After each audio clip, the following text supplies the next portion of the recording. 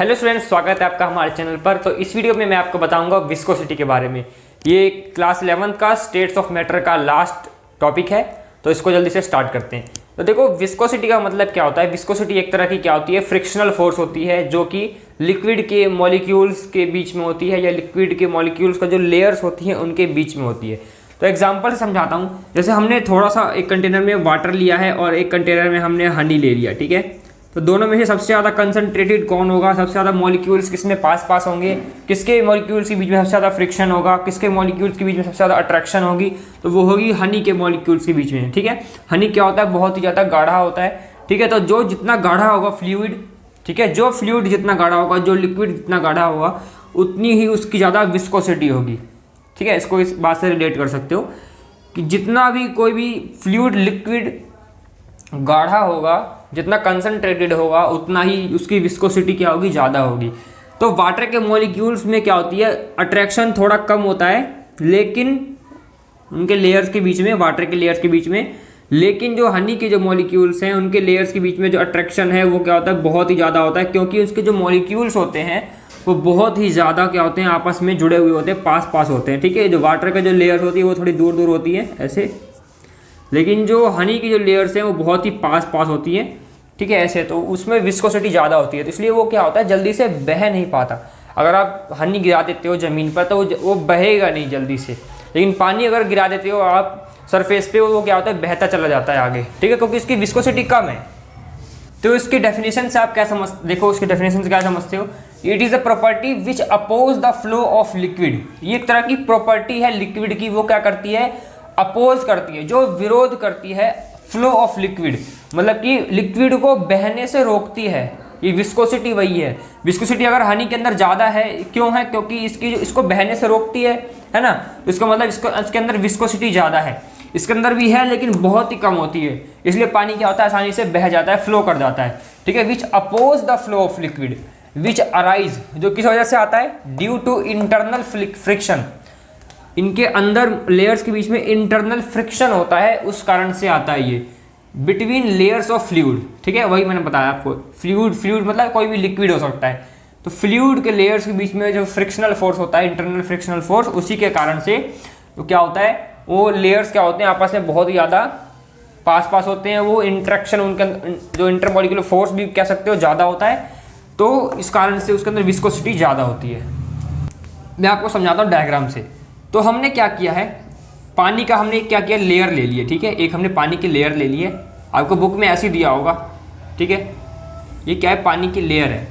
जैसे आपको ऐसे समझाता हूँ, जैसे कि आप नदी है, नदी देख रहे हो, नदी में ऊपर क्या होता है, पानी बहता रहता है, ऊपर पानी बहता रहता है, ठीक है। तो ऊपर जो पानी बह रहा है, तो स्टूडेंट्स, ऊपर जो पानी बह रहा है वो उसकी स्पीड क्या होती है, ज़्यादा होती है, ठीक है। लेकिन जो पानी सबसे नीचे होता है, जो सबसे बॉटम पे होता है, उसकी स्पीड क्या होती है, बहुत ही कम होती है स्टूडेंट्स। वो बहुत स्पीड, कम स्पीड से बहता है वो। लेकिन जो पानी सबसे सरफेस पे होता है वो स्पीड से बहता जाता है वो, ठीक है। तो जैसे जैसे पानी नीचे लेवल पे देखते जाओगे, नीचे के सरफेस पे पानी की जो स्पीड होगी वो क्या होगी स्टूडेंट्स, कम होती जाएगी, ठीक है। इस तरीके से उनकी स्पीड क्या होती है, कम होती जाती है। ये क्या स्पीड डोनेट कर रहा हूँ मैं। तो इसको स्पीड को आप क्या लिख सकते हो, अगर आप बुक के हिसाब से देखते हो, एनसीईआरटी के बुक के हिसाब से, तो वहाँ पर आपको यू मिलेगा। यहाँ पर जो इसको आप यू मान लो, ठीक है। मान के चलो इसकी जो स्पीड है ये 2 मीटर पर सेकेंड है, 2 मीटर पर सेकेंड, ये 3 मीटर पर सेकेंड, ये मान के चलो 5 मीटर पर सेकेंड हो गई, ये मान के चलो 8 मीटर पर सेकेंड हो गई, ठीक है। ये 9 मीटर पर सेकेंड हो गई, ये 10 मीटर पर सेकेंड हो गई, ठीक है स्टूडेंट्स। और ये क्या हो गई, 12 मीटर पर सेकेंड होगी, मान के चलो, ठीक है। तो ये क्या है, एक स्पीड है, ये लेयर्स की स्पीड, पानी के लेयर्स की स्पीड है ये, ठीक है। मैं नदी का एग्जांपल देख के बता रहा हूँ आपको, तो इससे आप समझोगे। तो हर एक लेयर्स की अलग अलग डिफरेंट स्पीड होती है, ठीक है, पानी की। तो यहाँ पर भी मैंने ऐसे ही क्या ली है, स्पीड ली हुई है। तो हम मान के चल रहे हैं कि इसकी स्पीड क्या है, यू है, ठीक है। यू और वी किसी से भी आप डिनोट कर सकते हो स्पीड को। तो इसकी जो वेलोसिटी है वो क्या है, यू है। और जो इन दोनों लेयर्स के बीच का जो डिस्टेंस है, इसको मैं बोल रहा हूँ एक्स बोल रहा हूँ, ठीक है। एक्स बोल सकते हो या जेड बोल सकते हो। तो आपकी एनसीईआरटी में एक्स दिया हुआ है। तो इन जो इन दोनों के बीच का जो डिस्टेंस है दोनों के बीच का, वो क्या है स्टूडेंट्स, वो क्या है, z है, या x लिख सकते हो। तो मैं यहाँ पर x लिख रहा हूँ, जो डिस्टेंस है दोनों के बीच का, ठीक है। अच्छा, अब देखो इससे आप जल्दी से रिलेट कर पाओगे। तो स्पीड क्या ले लिए मैंने, जो स्पीड है वो है आपका u, और जो डिस्टेंस है वो क्या है, z है, ठीक है, z। तो इसमें चेंज इन वेलोसिटी अपॉन में चेंज इन डिस्प्लेसमेंट, तो ये क्या होता है, du by D Z, change in velocity upon में चेंज इन डिस्टेंस।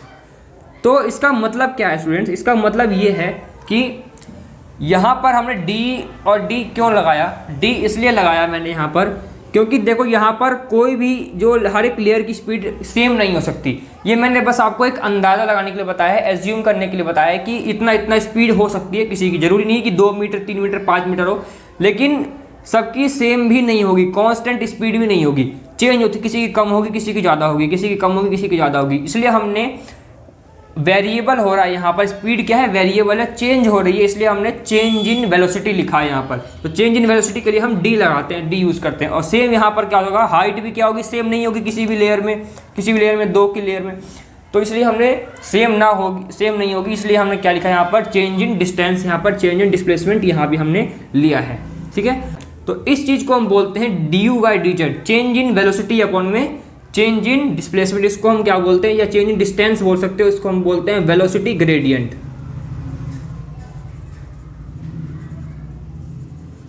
इसको हम बोलते हैं वेलोसिटी ग्रेडियंट, ठीक है। तो ये D U by D Z क्या है, एक तरह का क्या है, फ्रिक्शनल फोर्स, या कह सकते हो कि एक विस्कस फोर्स है।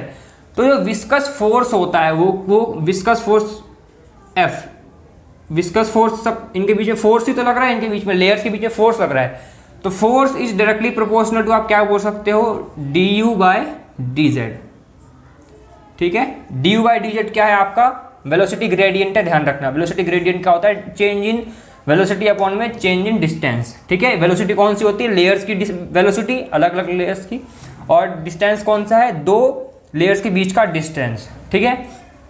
और एक और चीज आती है, एक और फोर्स इज डायरेक्टली प्रोपोर्शनल होता है एरिया किसका, तो ये जो 2 लेयर्स हैं, कोई से भी 2 लेयर्स ले लो, उनका कितना एरिया कांटेक्ट में है, आपस में कितना एरिया उनका कांटेक्ट में, कितना एरिया आपस में जुड़ा हुआ है उन दोनों लेयर्स के बीच का, तो इसी को हम बोलते हैं force is directly proportional to area. तो यहाँ भी एक तरह का फोर्स लग रहा है।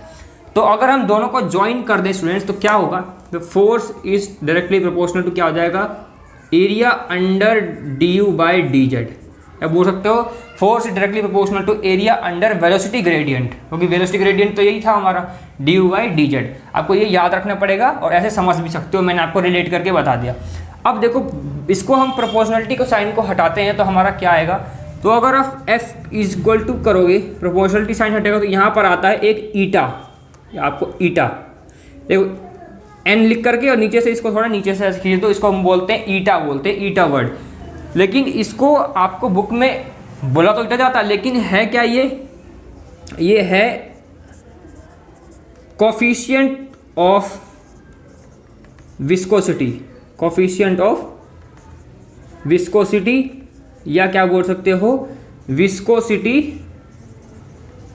कांस्टेंट। विस्कोसिटी कांस्टेंट ही तो है ये स्टूडेंट्स, क्योंकि कांस्टेंट हटा करके तो ये आया है।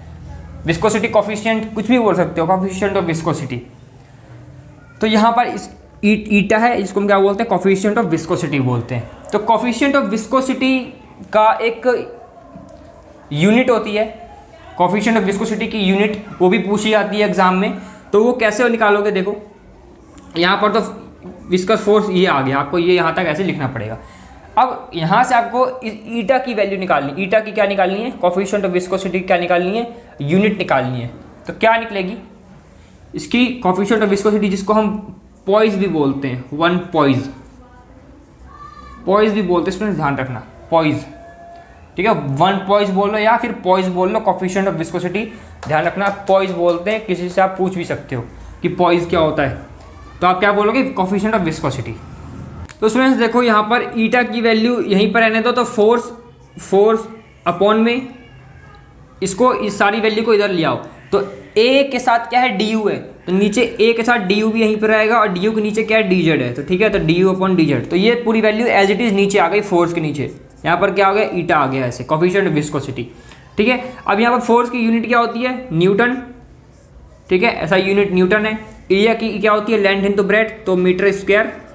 ठीक है, इनटू में वेलोसिटी, तो वेलोसिटी क्या होगी, मीटर पर सेकंड। ठीक है, मीटर पर सेकंड अपॉन में dz, मतलब z क्या है डिस्टेंस, तो हम यहाँ लिखेंगे मीटर। ठीक है, मीटर, मीटर से मीटर कैंसिल। ठीक है, तो क्या बचा यहाँ पर स्टूडेंट्स, हमारा आपका बचा यहाँ पर न्यूटन मीटर स्क्वायर और यहाँ पर सेकंड इनवर्स है, तो सेकंड इनवर्स ऊपर जाएगा तो प्लस का हो जाएगा, क्योंकि -1 है तो ऊपर चला के प्लस का हो जाएगा। ठीक है, तो ऐसे हो गया, आप इसको सेकंड में लिख सकते हो ऐसे। ठीक है, अब मीटर स्क्वायर यहाँ माइनस ऊपर जाएगा तो -2 हो जाएगा, क्योंकि नीचे +2 है, तो मीटर स्क्वायर क्या हो जाएगा, -2 हो जाएगा। ये क्या है, आपकी SI यूनिट है, SI यूनिट। ठीक है, लेकिन जो विस्कोसिटी ऑफ कोफिशिएंट है, कोफिशिएंट ऑफ विस्कोसिटी है, उसकी CGS यूनिट बहुत ही ज़्यादा आपसे पूछी जाती है, ध्यान रखना। कौन सी यूनिट, CGS यूनिट बहुत ज़्यादा पूछी जाती है, CGS यूनिट। तो न्यूटन की CGS यूनिट क्या होती है, न्यूटन की होती है डाइन। डाइन ये आप पढ़ चुके हो फिजिक्स में। ठीक है, स्टार्टिंग में डाइन होती है, सेकंड का तो सेकंड ही लिखा होता है, और मीटर स्क्वायर क्या हो जाएगा, सेंटीमीटर -2। ठीक है, तो डाइन सेकंड पर सेंटीमीटर स्क्वायर, ये हो जाएगी इसकी CGS यूनिट। ठीक है स्टूडेंट, ध्यान रखना, ये किसकी यूनिट है, ये है आपके ईटा की unit, eta, coefficient of viscosity, जिसको आप पॉइज भी बोलते हो। ठीक है, तो ये आपका यूनिट मैंने बता दिया। अब देखो थोड़ा और, इससे पहले थोड़ा सा रह गया था, बता देता हूँ। उसमें क्या है कि जो मैंने ये बनाया है, ये किसका मतलब क्या है कि यहाँ पर जो लेयर है, सबसे जो सरफेस पे जो टच होती है ना, जो सरफेस पे जो किसी भी फ्लूइड का जो लेयर होगी, जो सरफेस से टच होगी, जो ज़मीन से टच होगी, वो क्या होगी, वहीं पे रहेगी। उसके ऊपर जो लेयर होगी वो थोड़ी उससे आगे चली जाएगी, उसके ऊपर जो लेयर होगी वो उससे थोड़ी आगे चली जाएगी, उससे ऊपर जो लेयर होगी वो भी थोड़ी उससे क्या होगी, आगे चली जाएगी। समझे? तो यहाँ पर इसका मतलब ये है कि तो जितना ज़्यादा ऊपर लेवल होगा लिक्विड, जैसे मैंने अभी एग्जांपल देकर बताया था कि सबसे नीचे जो सरफेस पे जो टच होगा उसकी वेलोसिटी कम होगी, फिर उससे ऊपर जो लिक्विड होगा, उससे ऊपर वाली लेयर, उसकी वेलोसिटी उससे ज़्यादा होगी, थोड़ा आगे जाएगा। उससे ऊपर जो लेयर होगी वो भी थोड़ा उससे ज़्यादा स्पीड होगा, उसको थोड़ा उससे आगे जाएगा। उससे ऊपर जो लेयर होगी वो थोड़ा ज़्यादा होगा, उसकी वेलोसिटी उससे ज़्यादा, और फिर उससे ज़्यादा। ठीक है, तो ध्यान रखना कि जो सरफेस से जो टच होता है वो उसके ऊपर दो फोर्स लगते हैं, एक जो ज़मीन के द्वारा टच होता है, एक ऊपर वाली लेयर के द्वारा होता है, वो वहीं पे रहता है। लेकिन जितना जितना ऊपर लेवल बढ़ता जाएगा लेयर्स का, पानी के लेयर्स का या कोई भी फ्लूइड के लेयर का, उसकी स्पीड बढ़ते जाएगी ऊपर वाले लेयर्स की। ठीक है, तो बात आती है एक और बात की विस्कोसिटी किस में ज़्यादा होती है, किस में कम होती है, तो मैंने बता दिया। आप ऐसे अंदाज़ा लगा सकते हो, इंटरमोलिकुलर फोर्स से भी अंदाज़ा लगा सकते हो। Intermolecular force, intermolecular force. ठीक है, इंटरमोलिकुलर फोर्स जिसमें ज़्यादा होगा उसकी विस्कोसिटी क्या होगी, ज़्यादा होगी, क्योंकि उसके मॉलिक्यूल्स के बीच में अट्रैक्शन ज़्यादा होगा, तो जल्दी से फ्लो होने नहीं देगा। एक तरह का रेजिस्टेंस है, एक तरह का क्या है, अपोज है फ्लूइड के बीच में, जो क्या करता है, उसको फ्लो करने से रोकता है। तो उसी को बोलते हैं हम विस्कोसिटी। ठीक है, तो जो गोंद होता है, जो गोंद चिपकाते हैं, वो भी क्या जल्दी से बहता नहीं, चिपक जाता है वो भी। ठीक है, उनके बीच में भी अट्रैक्शन ज़्यादा होता है, तो उसके लिए भी आप कह सकते हो कि उसके अंदर भी विस्कोसिटी बहुत ज़्यादा होती है। हनी के अंदर भी बहुत ज़्यादा होती है, लेकिन वाटर तो बह जाता है जल्दी से, तो उसके अंदर विस्कोसिटी बहुत कम होती है। तो अब इसके बाद मैं बात बताऊंगा आपको कि इफेक्टर अफेक्टिंग विस्कोसिटी की, कौन कौन से जो फैक्टर्स हैं जो अफेक्ट करते हैं विस्कोसिटी को। तो उससे पहले मैं एक बात और बता दूं कि एक वर्ड होता है कि विस्कोसिटी में दो वर्ड होते हैं, एक लेमिनार फ्लो और टर्बुलेंट फ्लो। इनका मतलब क्या है, तो जब भी लेयर्स, देखो ये क्या है, पैरेलल है एक दूसरे के पैरेलल है। जब भी लेयर पैरेलली जब मूव कर रही होती है ना, उसको हम क्या बोलते हैं स्टूडेंट्स, लेमिनार फ्लो बोलते हैं। जैसे ये भी एक दूसरे के पैरेलल फ्लो कर रही है। ठीक है, लेकिन कोई कभी ऐसा हो जाए कि कोई ये इसके ऊपर चढ़ के कर रही, कोई इसके ऊपर से चढ़ रही है, कोई लिक्विड ऐसे जा रहा है, कोई लिक्विड ऐसे जा रहा है, कोई लिक्विड ऐसे जा रहा है, कोई पैरेलल ना हो, जो उसको क्या बोलते हैं हम, टर्बुलेंट फ्लो बोलते हैं। ठीक है, एग्जाम्पल क्या है इसका मैं समझाता हूँ। देखो, अब टर्बुलेंट फ्लो और लेमिनार फ्लो और एक और होता है स्ट्रीमलाइन फ्लो, वो पूरा डिटेल से आप फिजिक्स में पढ़ोगे। तो मैं इसमें बताता हूँ सिर्फ इन दोनों के बारे में। तो एग्जाम्पल क्या है, जब भी आप देखना, कभी आप जो टैप होता है, टैप को खोलना, टोटी जो होती है घर में आपकी टंकी का पानी, उसको धीरे से खोलना, बिल्कुल धीरे से, तो पानी क्या होगा, बिल्कुल फ्लो में ऐसे नीचे आएगा, बिल्कुल धीरे, बिल्कुल ऐसे आएगा, बिल्कुल प्लेन, बिल्कुल ऐसे ही, कोई डिस्टर्बेंस नहीं होगी उस पानी, बिल्कुल नीचे नीचे ऐसे आएगा, बिल्कुल सीधा सीधा जाएगा, समझे। लेकिन अगर आपने उसको पूरा खोल दिया तो पानी क्या होगा, ऐसे ऐसे ऐसे ऐसे आएगा, ऐसे ऐसे। लेकिन आपने अगर थोड़ा सा खोला तो पानी बिल्कुल हल्का हल्का ऐसे फ्लो में ऐसे ऐसे आएगा, थोड़ा थोड़ा करके। मतलब जो उनके जो लेयर्स के बीच में जो पैरेलली जो आ रहे हैं उनको हम क्या बोलेंगे, लैमिनार फ्लो। इसके अंदर क्या होगा, लैमिनार फ्लो होगा, लैमिनार फ्लो। और जो ऐसे जो पैरेलली नहीं होते, ऐसे ऐसे आते हैं, पानी जब ऐसे गिरता है उसको हम क्या बोलते हैं, टर्बुलेंट फ्लो बोलते हैं। इसमें ध्यान रखना, टर्बुलेंट फ्लो, समझे। तो ध्यान रखना इस चीज़ को। तो ये आपके लैमिनार और टर्बुलेंट फ्लो थे। इसके बाद मैं बताऊंगा आपको कि कौन कौन से फैक्टर जो अफेक्ट करते हैं विस्कोसिटी को। उसमें फर्स्ट है आपका कौन कौन से फैक्टर जो विस्कोसिटी को इफेक्ट करते हैं, वो है आपका नेचर ऑफ लिक्विड। ऐसे से लिख सकते हो आप, effect of nature of liquid. तो नेचर ऑफ लिक्विड का मतलब क्या है, लिक्विड हम अलग अलग तरह का लिक्विड लेते हैं, उसको हम उसमें क्या देखते हैं, हम वही देखते हैं intermolecular force. Nature of liquid में हम सिर्फ इंटरमॉलिक्यूलर फोर्स ही देखते हैं। तो आप क्या लिखोगे, as intermolecular force increases, intermolecular force increases, क्या होगा, आपने वाटर लिया, यहाँ पर हनी लिया, ठीक है, वाटर लिया, यहाँ पर हनी लिया, तो इंटरमॉलिक्यूलर फोर्स किसके मॉलिक्यूल्स में ज़्यादा होगा, हनी के मॉलिक्यूल्स के बीच में सबसे ज़्यादा पास होंगे मॉलिक्यूल्स, ठीक है। तो इसमें इंटरमॉलिक्यूलर फोर्स ज़्यादा होगा, तो इंटरमॉलिक्यूलर फोर्स ज़्यादा, तो जल्दी से ये फ्लो नहीं होगा, फ्लो नहीं होगा तो विस्कोसिटी भी क्या होगी, ज़्यादा होगी, ठीक है। तो जिसको विस्कोसिटी भी ज़्यादा होती है तो उसको आप क्या बोलोगे, उसका वेलोसिटी ग्रेडियंट भी ज़्यादा होता है। ध्यान रखना, वेलोसिटी ग्रेडियंट भी तभी ज़्यादा होता है जब उसकी विस्कोसिटी ज़्यादा होती है। तो इस चीज़ को आप ध्यान रखना। तो as intermolecular force increases, fluid मतलब liquid, fluid will less flow easily, कि इजीली वो फ्लो नहीं कर पाएगा, ठीक है। या फिर नॉट लिख सकते हो, fluid will not flow easily, so viscosity increases, ठीक है। अब नेक्स्ट आता है आपका सेकंड जो है वो है इफेक्ट ऑफ टेम्परेचर। ये टेम्परेचर का क्या इफेक्ट पड़ता है, तो जब तक सोचो क्या पड़ेगा, टेम्परेचर बढ़ाएंगे तो हमने वाटर लिया है, हनी लिया है, आप यहाँ पे क्या कर रहे हो, हीट कर रहे हो, ठीक है। आप यहाँ पे क्या कर रहे हो, हीट कर रहे हो, टेम्परेचर बढ़ा रहे हो आप, ठीक है। एज टेम्परेचर इंक्रीजेज, टेम्परेचर बढ़ाओ, इसी की बात करो, चलो टेम्परेचर बढ़ाओगे तो मॉलिक्यूल्स के बीच में जो जुड़े हुए थे ऐसे मॉलिक्यूल्स, उनके बीच का अट्रैक्शन टूट जाएगा। तो as temperature increases kinetic energy increases, या सीधे कह सकते हो कि intermolecular force less will be intermolecular force, क्योंकि अट्रैक्शन टूट जाएगा तो less will be intermolecular force, kinetic energy बढ़ जाएगी, सो विस्कोसिटी क्या हो जाएगी, डिक्रीज हो जाएगी, फिर वो आसानी से मूव करने लगेगा। तो क्या लिख सकते हो आप, जो भी डिटेल लिख सकते हो वो लिख दो कि as temperature increases, kinetic energy of molecule increases, so intermolecular force decreases, ठीक है, इंटरमोलिक्यूलर फोर्स डिक्रीज हो जाएगा, तो फिर ये आसानी से क्या होंगे, मूव कर पाएंगे। Then fluid will easily